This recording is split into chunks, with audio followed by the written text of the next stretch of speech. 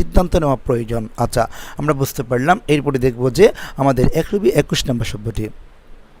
121 নম্বর শব্দটি যেটা দেখতে পাচ্ছি সেটা হচ্ছে অবস্ট্রাক্ট। এই শব্দটির সাথে আমরা বেশ রকম সবাই পরিচিত। আচ্ছা, তাহলে এখন এই শব্দটি হচ্ছে আমরা অলরেডি দেখতে পাচ্ছি সেটা হচ্ছে অবস্ট্রাক্ট। এটা হচ্ছে ভার্ব। অবস্ট্রাক্ট শব্দটি হচ্ছে ভার্ব, যার বাংলা অর্থ হচ্ছে বাঁধা দেওয়া বা পথ রোধ করা। এরপরে যদি আমরা আরেকটি শব্দ দেখি যে এরপরে এক্সিকিউটিভ, এই যে এক্সিকিউটিভটি সেটা হচ্ছে অবস্ট্রাকটিভ, বাধাদায়ক। ঠিক আছে, এরপরে দেখতে পাচ্ছি আরেকটি, সেটা হচ্ছে অ্যাডভার্ব অবস্ট্রাকটিভলি, অ্যাডভার্ব। এরপরে দেখতে পাচ্ছি আমরা অবস্ট্রাকটিস্ট নাউন, অর্থাৎ প্রতিবন্ধককারী বা প্রতিবন্ধকতাবাদ। ঠিক আছে, এক কথায় বলা যায়। এরপরে দেখবো আমরা সেন্টেন্স। সেন্টেন্সের মধ্যে আমরা একটি সেন্টেন্স যোগ করেছি প্রত্যেকটি শব্দের ক্ষেত্রে, আর এটা হচ্ছে ট্রিজ অবস্ট্রাক্টেড, অর্থাৎ গাছগুলো আমাদের প্রতিবন্ধকতা বা বাধা দিচ্ছে বা প্রতিবন্ধক সৃষ্টি করছে। Hour view of the ocean, অর্থাৎ আমাদের মহাসাগর দেখতে বা মহাসাগর দেখাতে, মহাসাগর দেখতে গেলে যে দেখার জন্য যে মাঝখানে যে রাস্তা ছিল ওই রাস্তাটি গাছগুলো প্রতিবন্ধক সৃষ্টি করেছে যেন আমরা মহাসাগর দেখতে না পারি। অবশ্যই আমরা বুঝতে পারছি। এরপরে দেখব আমাদের 122 নাম্বার। আমি আজকের ভিডিওতে অবশ্যই 130 পর্যন্ত ভিডিও বা ওয়ার্ড নিয়ে আলোচনা করব।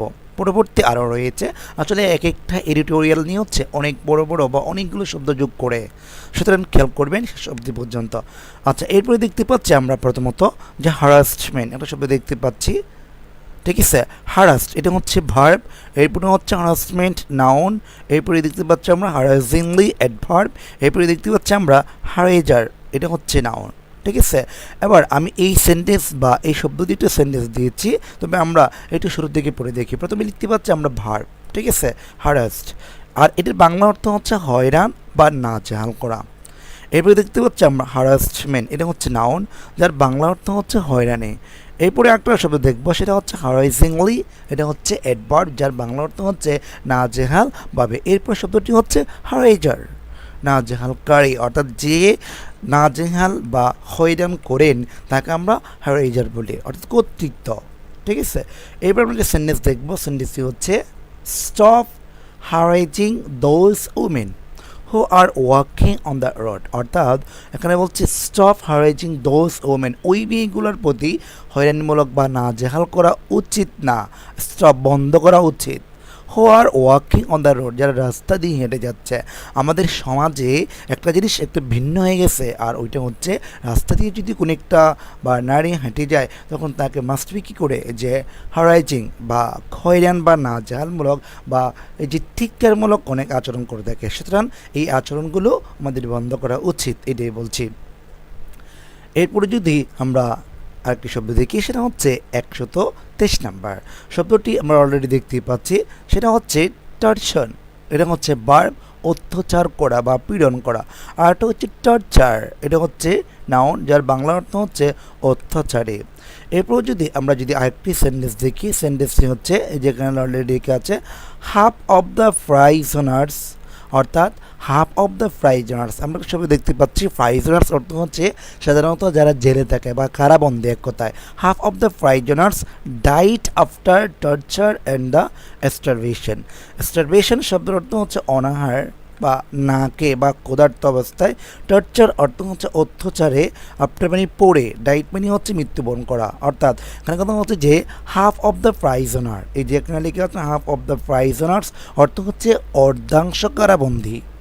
ঠিক আছে, ডাইট আফটার মৃত্যুবরণ করেছে, টর্চার অ্যান্ড স্টারভেশন অর্থাৎ অত্যাচার এবং অনাহারের কারণে প্রায় অর্ধাংশ কারাগার বা কারাবন্দীরা মৃত্যুবরণ করেছেন। এরপর যদি আমরা আরেকটি শব্দ দেখি, আমাদের 124 নাম্বার। আজকে অবশ্যই আমি 130 নিয়ে আলোচনা করব, ক্লাসটি ধৈর্য সহকারে দেখার জন্য অনুরোধ রইল। আচ্ছা, এখন আমরা দেখব যে 124 নম্বর যে শব্দটি আছে সেটা হচ্ছে ইন্টিমেট, ইন্টিমেটেড, এটা হচ্ছে ভার্ব, যার বাংলা অর্থ হচ্ছে ভীতি প্রদর্শন করা। আবার দেখতে পাচ্ছি আমরা ইন্টিমিডিয়েটলি, এটা হচ্ছে অ্যাডভার্ব, যার বাংলা অর্থ হচ্ছে ভীতি প্রদর্শন রূপে। এরপর যে দেখতে পাচ্ছি সেটা হচ্ছে ইন্টিমিডিয়েটর নাউন, যার বাংলা অর্থ হচ্ছে ভীতি প্রদর্শনকারী। এরপর একটা সেন্টেন্স দেখব, সেটা হচ্ছে যে they were intimidate into the accepting pay cuts by the threat of losing their jobs. অর্থাৎ বলছে দে ওয়ার ইন্টিমিডেট, তাদেরকে কী করেছেন, তারা ভয়ভীতি প্রদর্শন করেছেন ইনটু অ্যাকসেপ্টিং, অর্থাৎ গ্রহণ করা এ ফে কার্ড, অর্থ হচ্ছে মানে ফে কার্ড গ্রহণ করার ক্ষেত্রে তারা ভয়ভীতি বা প্রদর্শন করেছিল বাই দ্য থ্রেট, এবং হুমকি দিয়েছিল, ধমকও দিয়েছিল of the lodging there job, তাদের চাকরি হারানোর বই দেখিয়েছিল। অর্থাৎ তাদেরকে চাকরি হারানোর বই দেখিয়ে, ঠিক আছে, তাদের পে কার্ডটি গ্রহণ করা থেকে তাদেরকে দূরে রাখছেন, বা ভীতি প্রদর্শন করেছেন। আচ্ছা, এরপরে দেখব আমরা আমাদের 125 নম্বর যে শব্দটি রয়েছে ওই শব্দটি।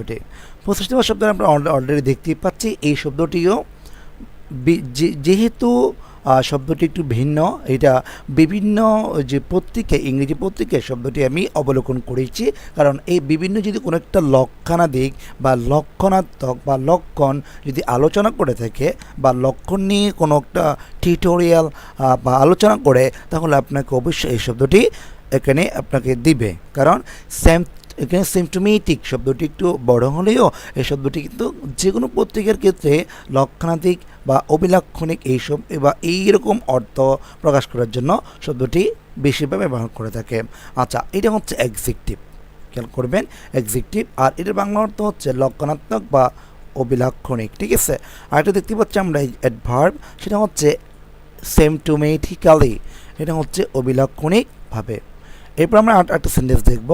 সেন্টেন্সটি হচ্ছে a doctor who had treat an Ebola patient may have been symptomatic when. আচ্ছা, এখন যদি আমরা আমাদের সেন্টেন্স দেখি, সেটা হচ্ছে যে a doctor who had treated an Ebola patient may have been symptomatic when he boarded the plan. ঠিক আছে, এরপরে দেখব আমরা আমাদের 126